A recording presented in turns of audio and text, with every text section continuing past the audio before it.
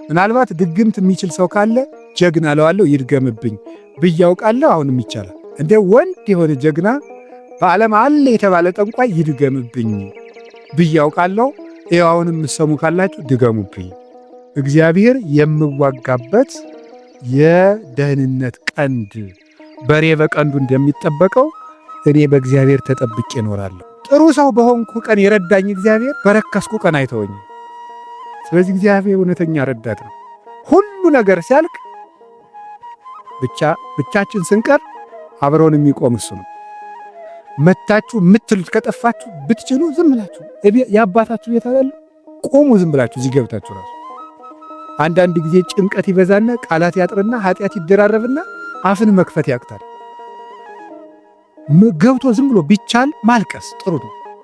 ወረት የሌለው ትናንት ረድቶ ዛሬ ችል የማይል አፍ ላይ የሌለው በሌላ ፍቅር የማይወሰድ ወዳጅ የማይለውጥ ስንለወጥ የማይለወጥ አባት እግዚአብሔር ነው። የማይደክመው የማይሰለች ለሁሉ የሚበቃ አባት እግዚአብሔር ነው። ፈሪ አትሁኑ። ጠንቋይ አትሁኑ። ውሸታም ነው ጠንቋይ።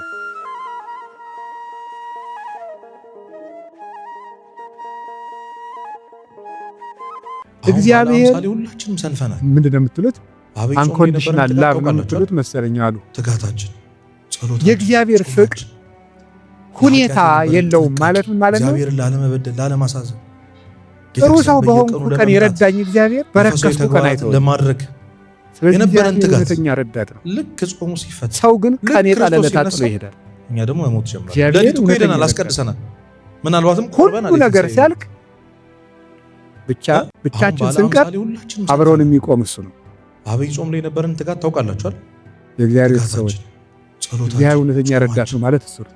ለኃጢአት የነበረን ጥንቃቄ እግዚአብሔርን መርጦ አይረዳም። እግዚአብሔር አሽቃብጡልኝ ለመምጣት አሁን በጣም አንዳንድ ጊዜ የነበረን ትጋት አሁን ለምሳሌ ለቤተ ክርስቲያን እንኳን ሰው ስራ ለመስራት ትሪትመንት ሄደናል፣ አስቀድሰናል።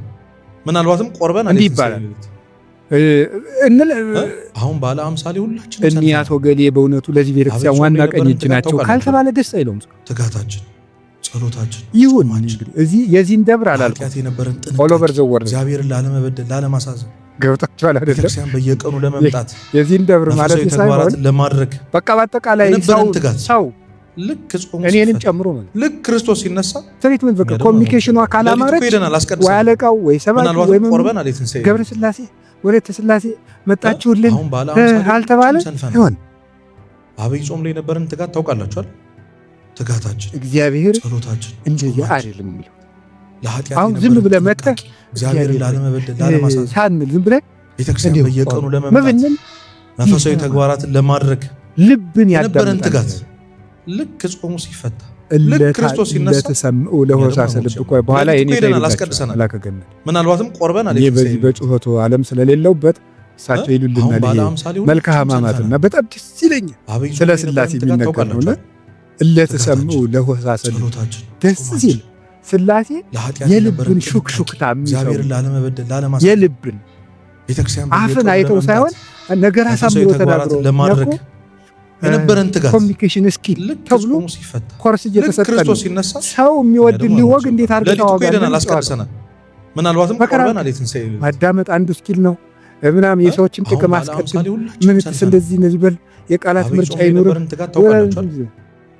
እግዚአብሔር እንደዚያ ሳይል ጥሩ አድርገው ተናገሩ። ፍልስፍና ተምረዋል፣ ዲግሪ ያላቸው አነጋገር ይችላሉ። መግቢያው እንዴት ነው? አተታውሳ ኮንክሉዥኑ ጥሩ ነው ለማድረግ የነበረን ትጋት ልብን ይሻል። ጾሙ ሲፈታ ልክ ክርስቶስ ሲነሳ እኛ ደግሞ መሞት ጀመረ። ለሊት እኮ ሄደናል፣ አስቀድሰናል። የሳሙኤል እናት ሐና ምንም እኮ ነገር አላለችም፣ በልቧ ነበር የምታውቀው። አሁን ባለ አምሳሌ ሁላችንም ሰንፈናል። እግዚአብሔር የልቧን ይሰማል። አብይ ጾም ላይ የነበረን ትጋት ታውቃላችሁ። እግዚአብሔር የልቧን ይሰማል።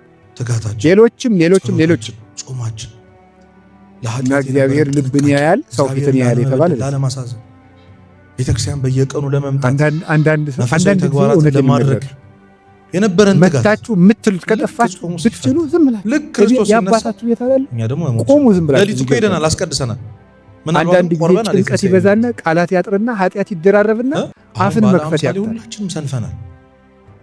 ገብቶ ዝም ብሎ ቢቻል ማልቀስ ጥሩ ነው። ትጋታችን እግዚአብሔር ከሺህ ቃላት አንድ ዘላላ እንባን ይወጣል። ለኃጢአት የነበረን ጥንቃቄ እዚህ ገብቶ ማልቀስ ላለማሳዘን ቤተክርስቲያን በየቀኑ እግዚአብሔር እውነተኛ ረዳት መንፈሳዊ ተግባራትን ለማድረግ የነበረን ትጋት የሌለው ትናንት ረድቶ ዛሬ ችል ማይል ልክ ክርስቶስ ላይ የሌለው እኛ ደግሞ መሞት ጀመረ። በሌላ ፍቅር የማይወሰድ ምናልባት ወዳጅ የማይለውጥ ስንለወጥ የማይለወጥ አባት ሁላችንም ሰንፈናል። እግዚአብሔር ነው።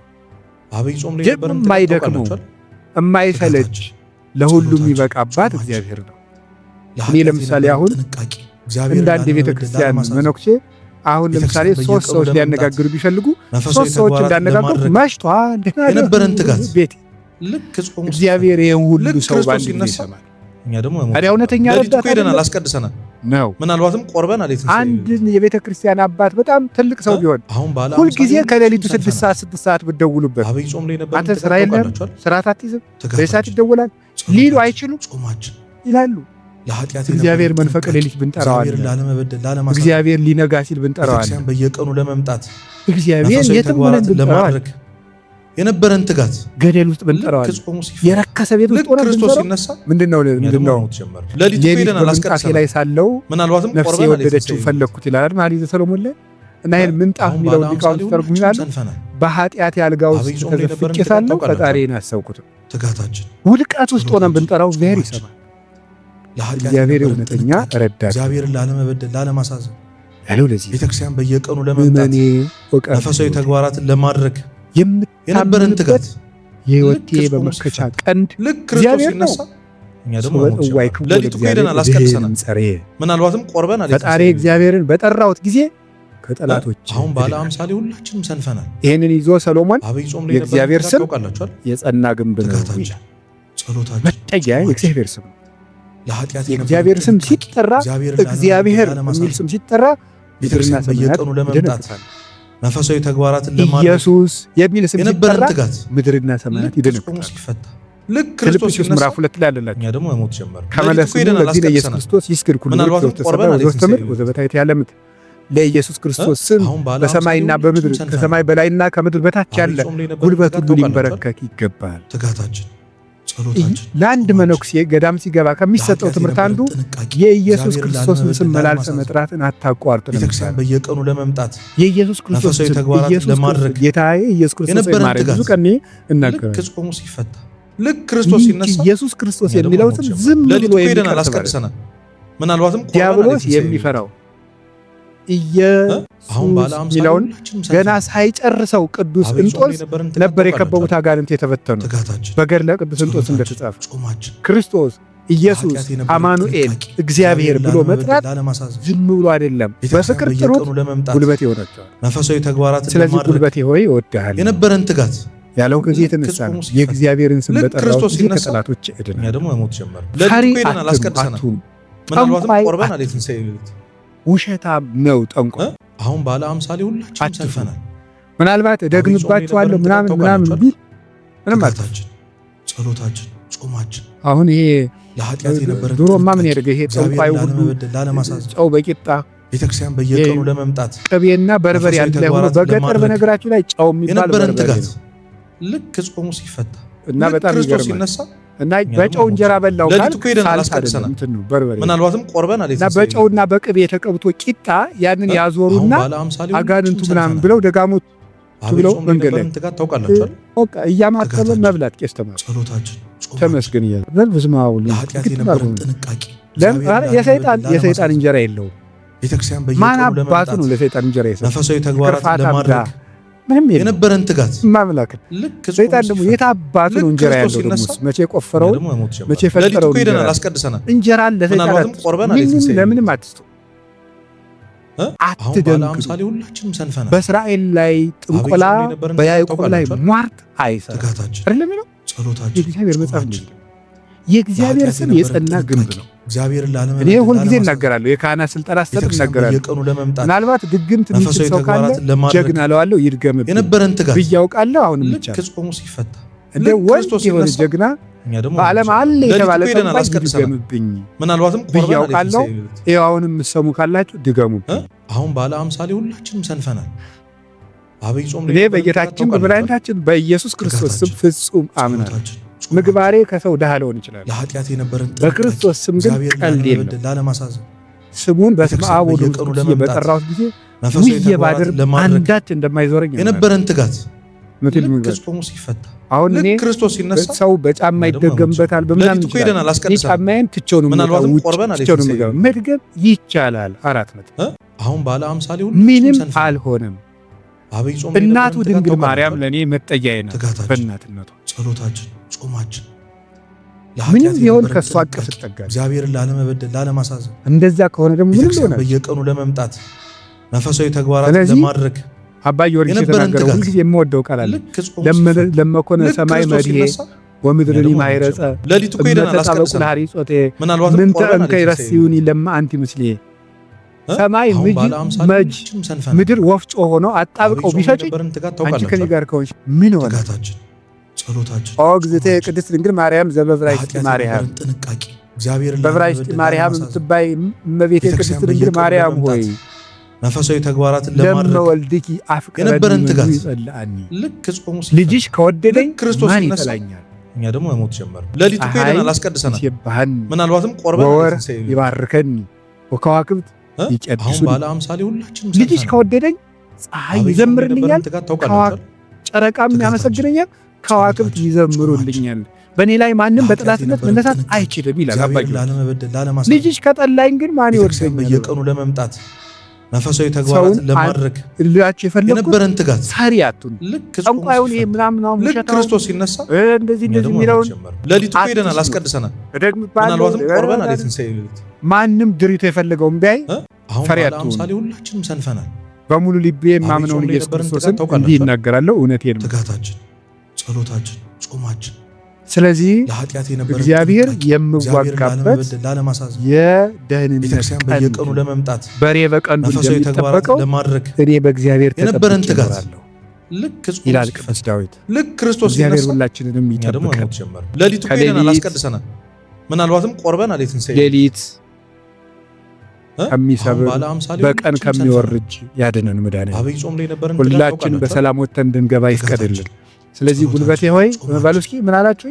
ለኃጢአት የነበረ በሉ እንጂ እግዚአብሔርን ላለመበደል። ስለዚህ ጉልበቴ ማለት ኃይሌ ማለት ነው። አሁን ትንሽ ነገር ስለዚህ ተናግሬ ትምህርቴን ለመቋጨት ልሞክር። ልክ ጾሙ ሲፈታ ኃይል በዚህ ዓለም ላይ ኃይል የሚባሉ ብዙ ነገሮች ለሊቱ ኮይደና አላስቀድሰናል። የኤሌክትሪክ ኃይል አለ፣ የፊዚክስ ኃይል አለ። አሁን ባለ 50 ሁላችንም ሌላም ብዙ ኃይል አለ። ጾም ላይ የነበረን ትጋት ታውቃላችሁ። እነዚያን ኃይሎች እዛው ትቻቸው ግን በዚህ ደግሞ ማህበራዊ ኃይል በሚባለው ደግሞ ጥሩ ኃይሎች አሉ። እነሱ ኃይሎች ሶሻል ፓወርስ የሚባሉት እዛ ውስጥ ምን አለ? ለምሳሌ የመጀመሪያው አንዱ ኃይል የሚባለው የሞራል ፓወር የሚባል አለ። ሞራል ፓወር ማለት የሥነ ምግባር ኃይል ማለት ነው። የሥነ ምግባር ኃይል የሚባለው ሁለት ይከፈላል። የመጀመሪያው አርአያነት በየቀኑ ለመምጣት ብዙ ከሚናገር አንድ ድርጅት ያለው ሰው ዓለምን ይመልሳል። ክርስቶስ ሲነሳ እንግዲህ ለሊቱ ኮይደና አላስቀድሰናል። በዚህ በፔዳጎጂ ትምህርት አዲስ አበባ ዩኒቨርሲቲ ያሳተመው አንድ መጽሐፍ ላይ እኔም አንብቤያለሁ። አብይ ጾም ላይ የነበረን ትጋት ታውቃላችኋል። ሰዎች በመማር ማስተማር ሂደት ውስጥ መጀመሪያ የሚያስታውሱት ያዩት ለመምጣት መንፈሳዊ ተግባራትን ለማድረግ መጀመሪያ የነበረን ትጋት መስማት መጨረሻ ላይ ነው። ወይም በተግባር አራቱን ባስቀምጠላችሁ ሰው የሚያስታውሰው መጀመሪያ ያደረገውን ነው፣ ቀጥሎ የተናገረውን ነው፣ ሶስተኛ ያየውን ነው፣ አራተኛ የመጨረሻ ደረጃ የሚወጣው ሰው የሚያስታውሰው የሰማውን ነው። አብይ ጾም ላይ የነበረን ትጋት ታውቃላችሁ። ከዝቅተኛ ወደ ከፍተኛ በወስዳችሁ ደግሞ ሰው የሚያስታውሰው የሰማው ነው። በዝቅተኛ ደረጃ የሚያስታውሰው የሰማው ነው። ቀጥሎ ከሰማው ይልቅ ያየውን አይረሳም፣ ካየው ይልቅ የተናገረውን አይረሳም፣ የነበረን ትጋት ከተናገረው ይልቅ ያደረገውን አይረሳም። ልክ ክርስቶስ ሲነሳ ስለዚህ ሰውን ብዙ ከምትነግረው አላስቀድሰናል። አርአያነት ገዢ እና በዓለም ላይ ትልቅ ተጽዕኖ አሳዳሪ ኃያላን ሰዎች የሚባሉት የሚያደርጉ ሰዎች ናቸው። በአርአያነት የሚያደርጉ የሚያስገድዱ ሰዎች ለጥቂት ቀን ሰው ፈርቶ ያገለግላቸዋል። መንፈሳዊ ተግባራት አርአያ የሚሆኑ ሰዎች ግን የነበረን ትጋት የሰውን ልብ ሳይዋጉ ይገዛሉ። ልክ ክርስቶስ ሲነሳ አርአያ የሚሆኑ ሰዎች ሌሊት እኮ ሄደናል አስቀድሰናል። ዓለሙ ሁሉ ለምሳሌ አንድ ነገር ንገራችሁ። ቅዱስ እንጦንስን ታውቁታላችሁ አይደል? አሁን ባለ 50 ቅዱስ እንጦንስ ሰንፈናል። ግብጽ ሲገባ አንድ መነኩሴ ነው። አሁን በኢትዮጵያ ብቻ ስንት 1 2000 3000 ገዳማት አይኖር? ኢትዮጵያ ብቻ የነበረን ጥንቃቄ ለምሳሌ እኔ የምኖርበት ገዳም ብቻ 300 መነኩሴ አለ። ቤተክርስቲያን በየቀኑ ለመምጣት ስለዚህ ምን ማለት ተግባራትን ለማድረግ አንድ እንጦንስ አልተዋጋም። የፈላስፎች የንግግር ጥበብ የለውም። ስብከት አልሰበከም። በኑሮው ግን የግሪክ ፈላስፎች ወደ በረሃ እየጠራ ነው። ምናልባትም ቆርበናል። የትንሣኤ ዕለት የአርአያነት ኃይል ከንግግር ኃይልም ከጦርነት ኃይልም ይበልጣል። አብይ ጾም ላይ ነበርን ታውቃላችኋል። በዛውም እንግዲህ ቢሮ የምትሰሩ ሰዎች ካላችሁ ሰውን ከምትቀጡት ይልቅ አርአያ ብትሆኑት ሰው ሁሉ ይገዛላችኋል። ሰዓት ማታከብሪ ወዮልሽ፣ ሰዓት ማታከብሪ ወዮልሽ ከማለት እርስዎ ሰዓት ቢያከብሩ የነበረን ትጋት ሁሉ ሰዓት ያከብራል እንደ ማለት ያለ ነው። ልክ ክርስቶስ ሲነሳ እኛ ደግሞ ሌሊት እኮ ሄደናል አስቀድሰናል። ሁለተኛ ደግሞ ሪኒዋል ፓወር የሚባለው የመታደስ ኃይል ወይም የንስሐ ኃይል አብይ ጾም ላይ ነበር ኃይል የሚባለው ንስሐ ገብቶ የመለወጥ ኃይል።